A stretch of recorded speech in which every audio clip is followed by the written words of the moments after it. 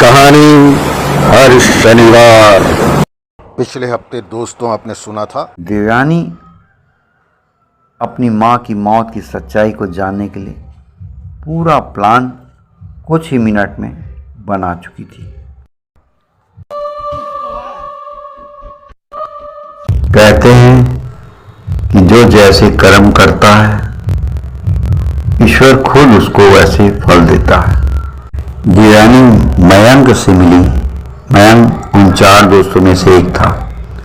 उसने मयंक से कहा, मयंक, तुमको मेरी मम्मी के हाथ का बना हुआ हलवा बहुत पसंद आता था ना?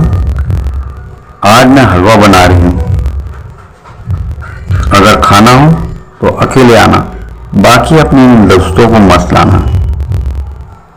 मयंक ने कहा, ठीक है देवयानी, अगर तुम हलवा बना रही हो और वो भी तुम्हारी मम्मी के हाथों के जैसा, तो मैं जरूर आऊंगा हलवा खाने। अब क्या था, देवयानी ने अपने प्लान के मुताबिक अपने कजिन ब्रदर और सिस्टर को कहा कि आज तुम लोग अपने घर में ही सोना, मैं यहां अकेले ही सोऊंगी।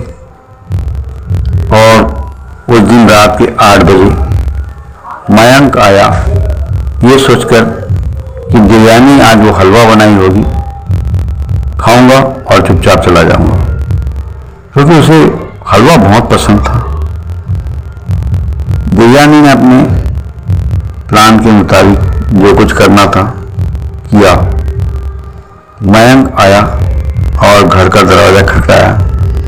दरवाजा पहले से ही खुला हुआ था, लेकिन उसे ऐसा लगा कि दरवाजा शायद बंद है। उसने बेवजह सांकल खटखटाई। अंदर से कोई आवाज नहीं आई। उसने फिर आवाज लगाई, देवयानी। फिर कोई आवाज नहीं। फिर आवाज लगाई, देवयानी, देवयानी, और संकल्प खटखटाता रहा, लेकिन अंदर से कोई आवाज नहीं आई। उसने धीरे से दरवाजे को ढकेला तो दरवाजा तो पहले से खुला हुआ था।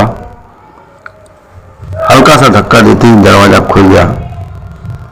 मयंक अंदर गया और अंदर उसने आवाज लगाई, देवयानी, देवयानी, लेकिन अंदर से कोई आवाज नहीं आई। उसने सोचा शायद देवयानी आसपास कहीं गई है, अपनी मौसी के यहां गई होगी, अपने भाई बहन से मिलने। वो कुछ देर वहीं बैठ गया, तभी सामने रखे पेपर को उठा करके वो पढ़ रहा था, जो कि आज सुबह का पेपर था। अभी वो पेपर उठा के पढ़ ही रहा था कि अचानक उसे ऐसा लगा कि जिस सोफे पे वो बैठा था उसके सामने रखे टेबल पर किसी ने कोई प्लेट रखा और धीरे से कहा, लो बेटा, हलवा तुम्हें बहुत पसंद है ना? आओ, लो, हलवा खा लो।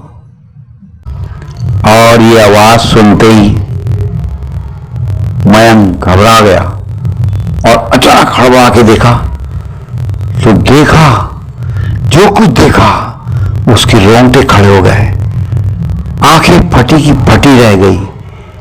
देखता रहा, कुछ समझ नहीं पाया कि वो क्या देख रहा है।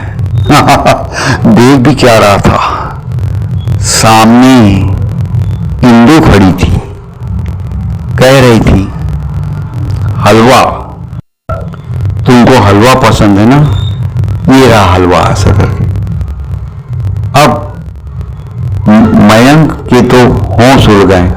सामने इंदु खड़ी थी, वो इंदु जिसे उन लोगों ने मार डाला था, आज अचानक ही जिंदा है। अरे उसके तो मरे कितने साल हो गए, और आज ये जीवित अवस्था में सामने खड़ी, अर्थात इसका मतलब बड़ी नहीं थी। अब क्या था, मैं घबराते घबराते इतनी बुरी तरह से घबरा गया कि वो वहीं बेहोश हो गया। फिर क्या था, मयंक घबरा तो गया था और घबराहट में बेहोश होते उसे देर न लगी। फिर उसके बाद क्या हुआ कुछ पता नहीं। कुछ देर बाद किसी ने उसके मुंह पे पानी का छींटा मारा। उसे होश आया। सामने देवयानी थी। उसने कहा, मयंक, तुम यहां पर आए कब? और सामने मैंने हलवा रख दिया है, तुम उसे खाने के बजाय सो गए, बेहोश जैसे पड़े थे। तो मयंक घबरा करके कहता है, नहीं, इंदू चाची थी, इंदू चाची ने हलवा रखा। देवयानी ने कहा, इंदू चाची मेरी माँ? वो तो अब इस दुनिया में नहीं है। तुमको कहां से मेरी माँ दिखा दी? फिर वो घबराते हुए कहता है, नहीं, ये हलवा इंदू चाची लाई थी, इंदू चाची रख के गई, वही लाई थी। देवयानी कह रही, अगर लाई भी थी तो तुम इतना डर क्यों रहे हो, घबरा क्यों रहे हो सकता है कि मेरी माँ मरी ना हो, जिंदा हो। नहीं, वो मर चुकी है। कैसे मर गई? उसे किसी ने मार दिया था। अचानक घबराहट और हड़बड़ाहट में ये बात उसके मुंह से निकल गई। किसने मार दिया था?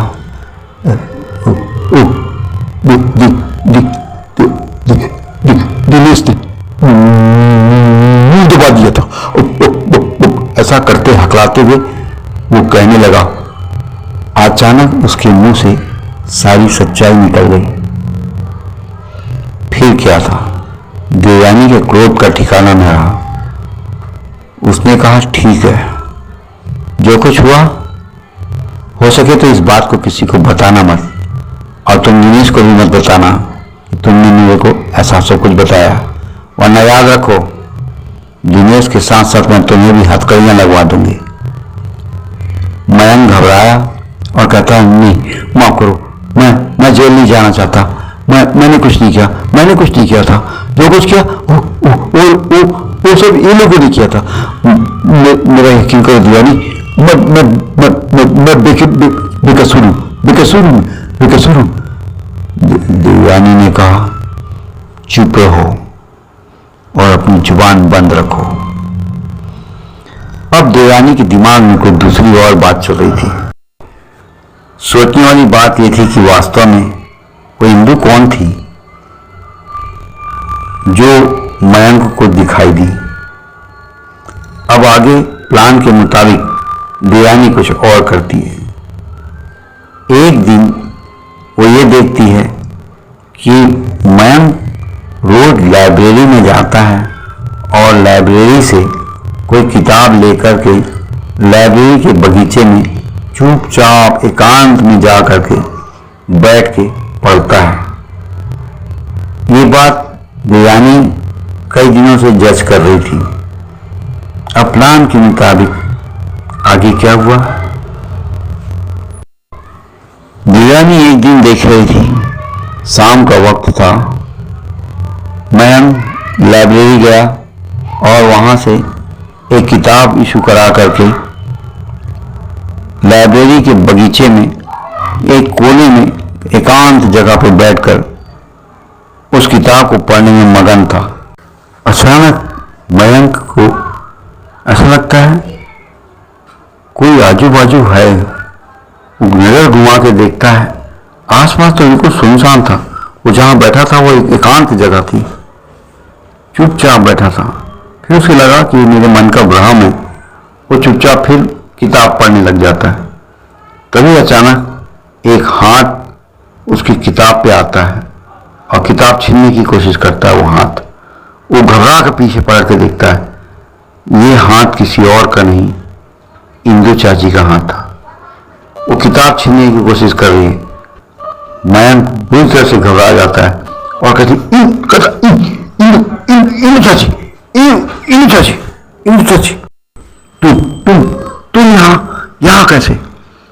इंदू कहती है, क्यों कमीना, मुझे मारने वालों में से तू भी एक था ना। मेरे पैसों की बदनीति से तुम मेरे घर में आते थे। मेरे पैसों को हड़पने वालों में से तुम भी थे और तुम्हारे साथी। तुम क्या सोचते हो मुझे मारकर तुम चैन से रह सकोगे? मेरे सारे अरमान कर, मेरे रुपए, मेरे पैसे मैंने बड़ी मेहनत से कमाए थे अपनी बेटी की शादी के लिए। कमीनों, तुम कुछ रुपयों के लिए मेरी हत्या कर दिए। तो वो कहता है, चाची चाची माफ करो, मेरा ऐसा कोई इरादा नहीं था। वो तो दिनेश की कहने पे हम लोग आ गए थे, उसकी बात में आ गए थे। तो मैं जो कह रहा हूँ सच कह रहा हूँ चाची, मुझे माफ करो। तो इंदु कहती, तो इसका मतलब तुम सबने एक प्लान बनाया था मुझे मारने का, इंदु को मारने का। चाची ये प्लान दिनेश का था, मुझे माफ कर दो। आपको मारकर अपना सारा रुपया पैसा हड़प लेने का ये सारा प्लान दिनेश का था प्लान। तभी चाची, इंदु चाची का हाथ मयंक की गलत तरफ बढ़ता है और मयंक का गला वो दबाने लगती है। तो मयंक कहता है, नहीं चाची मुझे माफ कर दो। मयंक इंदु से कहीं ज्यादा ताकतवर था, चाहता तो वो इंदु का हाथ झटक कर लड़ सकता था, अपने प्राण बचा सकता था। लेकिन कहते हैं ना, इंसान उस वक्त कमजोर हो जाता है जब उसका गुनाह उसके सर पर आ जाता है और ये बात साबित हो जाती है वो गुनाहगार है। तो वो चाह कर भी एक दुबले पतले कमजोर जल्लाद के आगे भी बेबस हो जाता है। हालत मयंक की थी क्योंकि उसका गुनाह साबित हो चुका था, इसलिए वो उस बूढ़ी इंदु के हाथों मजबूर हो गया था, उसके सामने वो बेबस हो गया था। तभी इंदु कहती, कमियों, तुमने मुझे इस निर्दयता से बेदर्दी से मारा था, क्या सोचते मैं तुमको छोड़ दूंगी? उसने जोर से गला मयंक का दबाया, इतनी जोर से दबाया कि मयंक की नाक से खून निकल गया और देखते ही देखते मयंक मर गया। रात का समय था, आसपास देखने वाला कोई नहीं था कि मयंक वहां मरा पड़ा है। फिर क्या था, कुछ देर बाद इंदु चाची, यूं कहें कि इंदु चाची की आत्मा वहां से गायब हो गई। दूसरे दिन सुबह वहां जब पहट हुई, लोग घूमने आए तो देखे किसी की लाश पड़ी है। जब पास गए तो देखा कि कोई नवयुवक है, उसकी लाश है। पुलिस को खबर की गई, पुलिस आई, देखी एक नवयुवक की लाश पड़ी है। चारों तरफ बात फैल गई, मरने वाला मयंक नाम का एक लड़का था। अब देवयानी अपने कमरे में शांत बैठी थी। एक गया उसकी मां का हत्यारा। उसके दिल में आज थोड़ी सी राहत थी। अब प्लान था बाकी 3 को